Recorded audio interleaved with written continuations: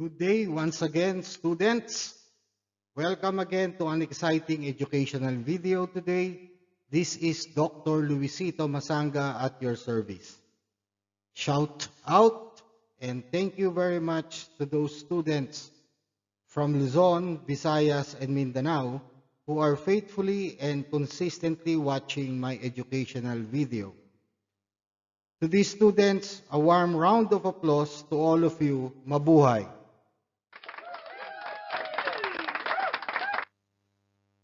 Our tutorial video for today is about business ethics.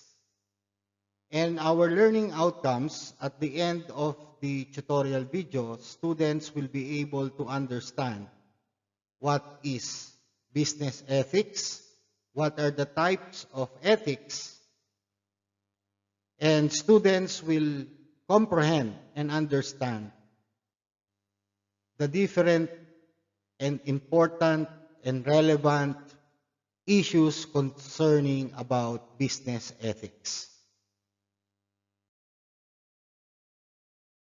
Let's continue.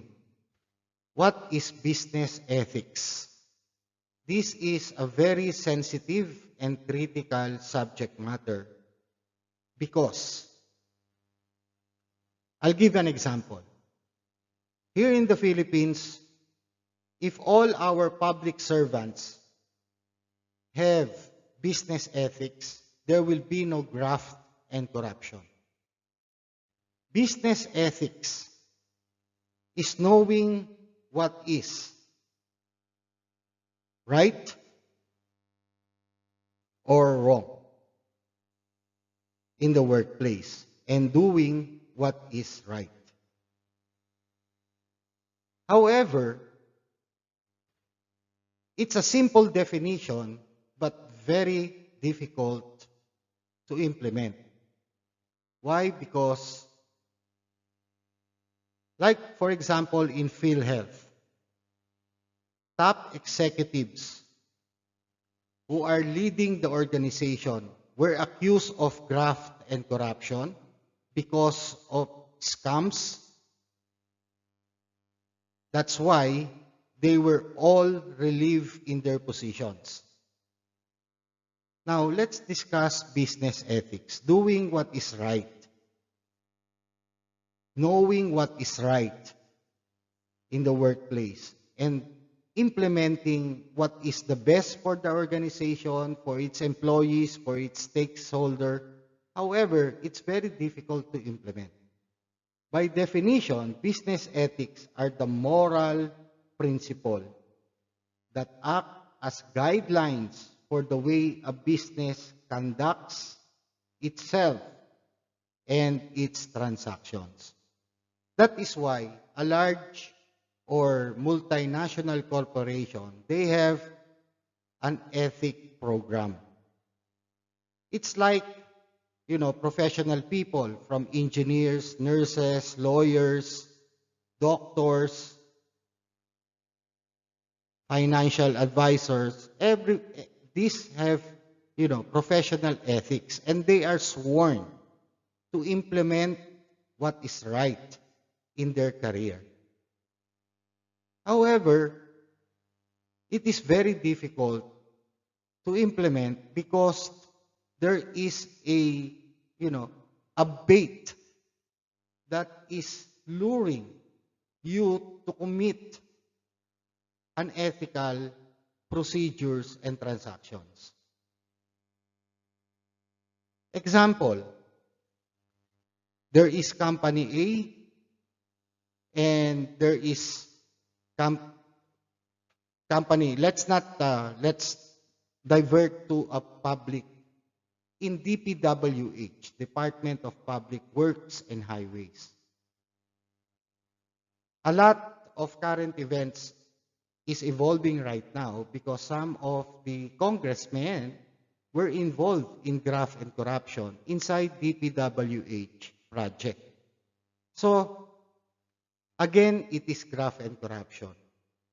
In private institutions, like for example, in the procurement department, procurement wants to get the value out of their money for their organizations. However, if you are going to bribe the purchasing manager or purchasing staff, again, you talk about business ethics just to win the transaction.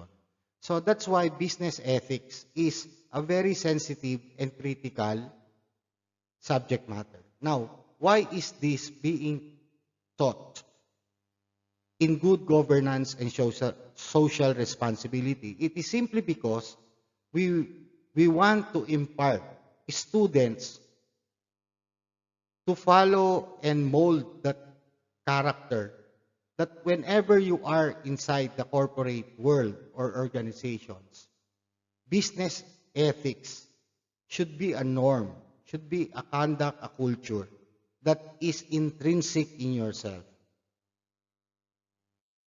Being a student, it requires ethics. Like for example, in online classes, you are just logged in, but you are not sitting in front of your PC desktop or your gadget. You are just there roaming around. Is that ethical? Again, we will discuss in the next succeeding slides the types of ethics. One type of ethical theory is utilitarianism. It was developed by Jeremy Bentham and John Stuart Mill. This theory of ethics demands that you decide on what course of action based on the benefits or harm of the actions without regard to the cause of the action.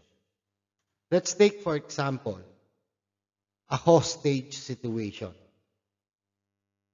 There is a certain FBI agent who walks into a hostage situation.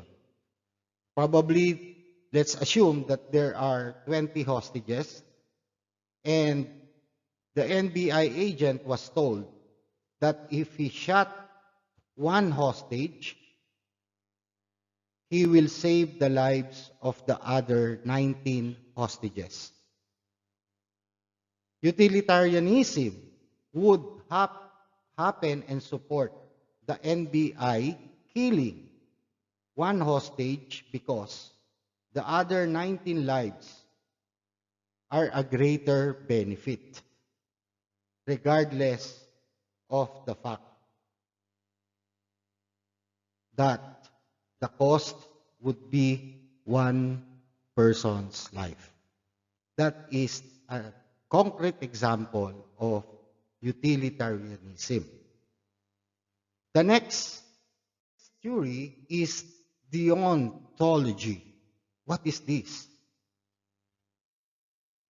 Deontology is a theory that suggests actions are good or bad according to a clear set of rules.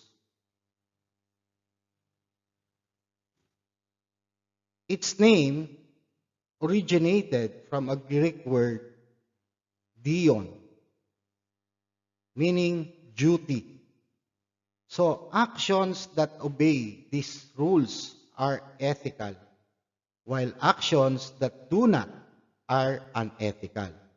This ethical theory is most closely associated with the German philosopher named Immanuel Kant. Deontology focuses on the consequences of your actions and believes that when faced with life choices, you should operate according to responsibility and obligation.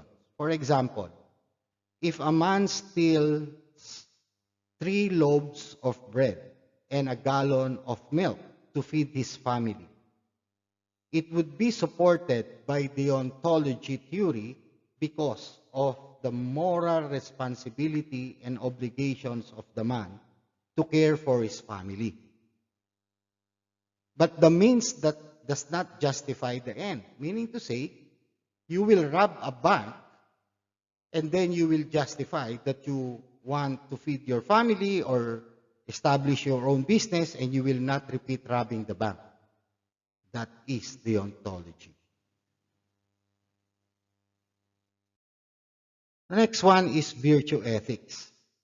It is a philosophy developed by Aristotle and other ancient Greeks.